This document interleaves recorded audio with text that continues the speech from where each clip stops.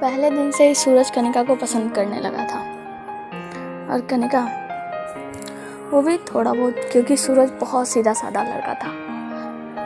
पर सूरज डरता बहुत था। उसे लगता था कि अगर मैं उससे कुछ भी बोलूँगा तो कनिका का रिएक्ट पता नहीं क्या होगा, पता नहीं वो एक्सेप्ट करेगी या नहीं। पर वो उसे पसंद बहुत करता था। पूरे 6 महीने बीत गए ऐसे करते करते। क्लास में आना, एक दूसरे को देखना। जब कभी कनिका एक दिन कॉलेज नहीं आती थी ना, तो सूरज बिल्कुल परेशान हो जाता था। उसे बिल्कुल अच्छा नहीं लगता था, पढ़ाई में मन नहीं लगता था। और कनिका को देखकर वो बहुत खुश हो जाता था। ऐसे करते करते पूरे 6 महीने बीत गए। 6 महीने बाद लगा सूरज को कि शायद अब मुझे एक बार अपने मन की बात कह देनी चाहिए। उसने हिम्मत की और कनिका से अपने मन की बात बोल दिया। कनिका को भी सूरज बहुत पसंद था। कनिका ने हाँ कर दी। फिर दोनों में देर रात तक बातें, घूमना, बहुत दिनों तक। और इन सब के बारे में सिर्फ कनिका के पापा को पता था। वो भी सूरज को बहुत पसंद करते थे। वो जानते थे कि सूरज बहुत सीधा लड़का है, वो कभी कनिका का दिल नहीं दुखाएगा। वो कनिका का साथ भी देते थे। वो हमेशा बोलते थे कि मैं सूरज के पापा से बात कर लूँगा तुम दोनों की शादी की। दोनों बहुत खुश थे। फिर कॉलेज के आखिरी दिन आ गए। कॉलेज के आखिरी दिनों में सूरज घर नहीं जाना चाहता था। सूरज के पापा उसे बार बार कॉल कर रहे थे, कब घर आ रहे हो।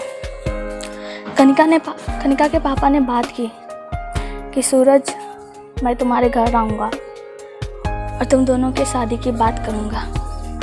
तुम्हारे पापा ज़रूर मान जाएंगे। सूरज जानता था कि उसके पापा बहुत पुराने ख्यालों वाले थे। वो कभी नहीं मानेंगे। दोनों की कास्ट भी सेम नहीं थी। सूरज ने हामी भर दी और वो घर चला गया। घर जाने के बाद 2 दिनों तक कनिका से बातचीत हुई। 2 दिनों के बाद पूरे 2 महीने तक सूरज का कोई खबर नहीं मिला।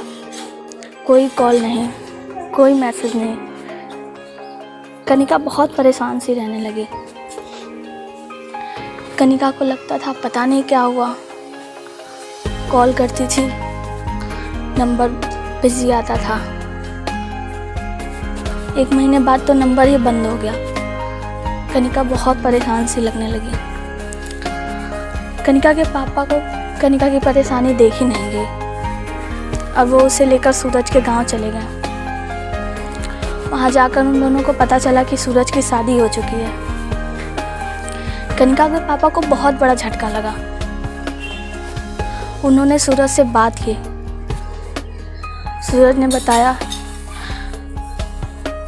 कि उसके घर आने के बाद पापा ने ज़बरदस्ती उसकी शादी करवा दी। वो शादी नहीं करना चाहता था, पर उसके पापा ने अपने मरने की धमकी देकर उसकी शादी कर। कनिका को बहुत बड़ा झटका लगा और वो उस झटके से पागल सी हो गई थी। उसने बार बार आत्महत्या करने की कोशिश की।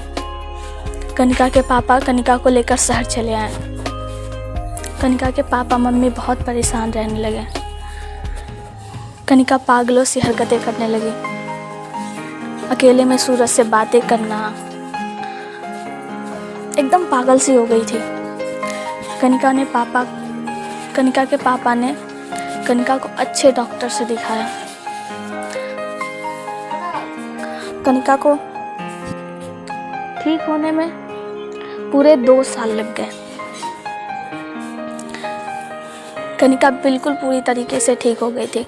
अपने पास्ट को वो दोबारा याद नहीं करना चाहती थी। फिर कनिका के पापा ने अपने दोस्त के बेटे से कनिका की शादी करा दी। उनके दोस्त का बेटा विनोद, जिसे कनिका के पास्ट के बारे में सब कुछ जानकारी थी। विनोद कनिका को बहुत पसंद करता था और वो जानता था कि कनिका को ज़रूरत है तो उसे प्यार की और उसे बहुत प्यार से रखता था।